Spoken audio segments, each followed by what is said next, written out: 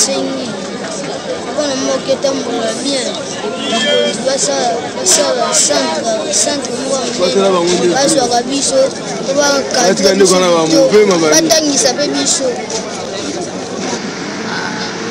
bacentre ya bakonzi ebele ya kokango bacentre kosala donc kosala yango baplace ya misika bawapi mais ntango mosusu okokebimela papa bosengi ata moke boye okakende centre ya mosika nanu non centre. Hélas, ils ne le peuvent par manque de tout.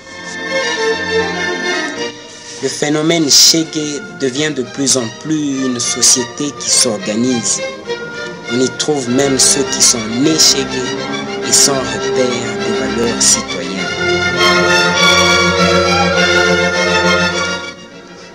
Si aucun effort n'est déployé pour, d'une part, limiter la descente de ces enfants dans la rue et d'autre part, encadrer ceux qui s'y trouvent déjà, les rendre utiles à la société en leur faisant acquérir un savoir-faire, un savoir-être, la ville de Kinshasa, qui vient de connaître ce phénomène à un rythme sans précédent, deviendra une des villes africaines où régnera la criminalité, la délinquance juvénile, l'insécurité, la barbarie et le gangstérisme.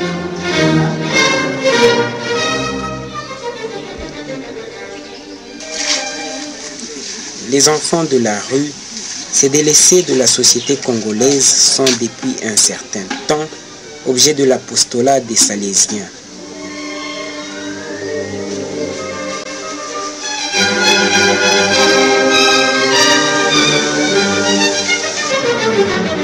Ces derniers sont plus installés à l'extrême est de Kinshasa.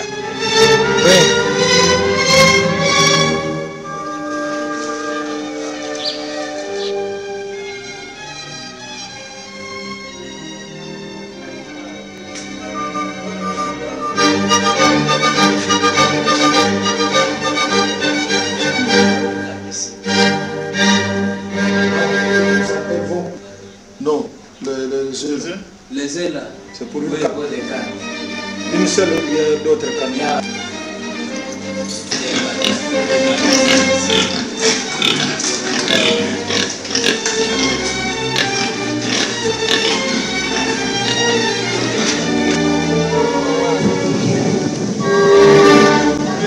Le centre Papi Don Bosco de Kimbwala est d'une contribution considérable pour les enfants de la rue de ce coin de la capitale.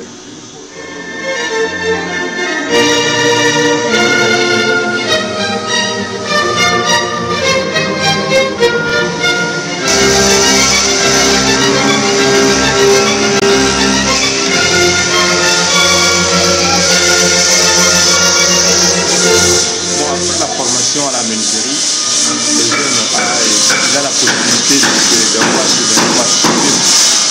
il a la possibilité de faire des savoirs les premières. Par exemple, pour la menuiserie, quand les jeunes terminent son travail, ses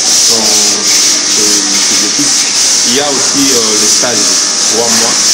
Et après cela, si la cité n'a pas assez de possibilités, il peut encore retourner chez nous pour faire 2 mois, 3 mois de encore. Combien de jeunes vous formez au cours d'une année et que vous avez déjà formé? À la menuiserie, plus ou moins par année, c'est une vingtaine.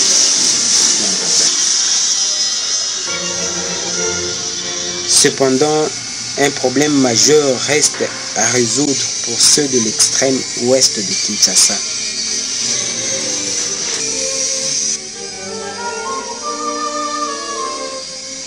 C'est ainsi la congrégation des Oblats de Marie Immaculée vient d'initier un grand projet en faveur de ces enfants en créant un centre nommé la Cité des Jeunes de Maloko dans la commune portant le même nom.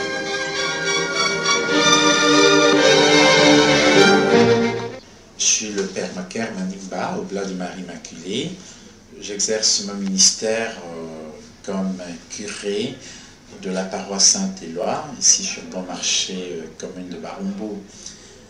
Depuis un certain temps, je mène des réflexions sur la situation des enfants communément appelés chégués, ces enfants qui sont abandonnés par leurs parents et du coup jetés dans la rue. C'est des enfants sans avenir, sans projet de vie. Et tout cela me pousse à dire que finalement, l'Église doit pouvoir faire quelque chose pour ces enfants. En y réfléchissant, il m'est venu l'idée de créer un centre, une cité des jeunes à Maluku, où l'on pourra récupérer certains de ces jeunes, les aider à lire, à écrire, à apprendre un métier, et ensuite, si Dieu le veut, on pourra organiser leur insertion sociale. Ça, c'est vraiment le grand projet. Et pour cela, j'ai besoin de l'appui de l'Église locale, à commencer d'abord par notre congrégation au Blas de Marie Immaculée. Vous comprenez très bien que, comme au Blas, nous avons une mission particulière, celle d'annoncer le Christ particulièrement aux plus pauvres, dont la Commission réclame à grands cris une espérance. Et cette espérance, je crois que c'est le Christ qui doit la donner. Et c'est pourquoi je crois fermement que avec l'aide du Christ, on pourra avoir les aides nécessaires pour réaliser ce grand projet qui est vraiment un projet important pour notre jeunesse.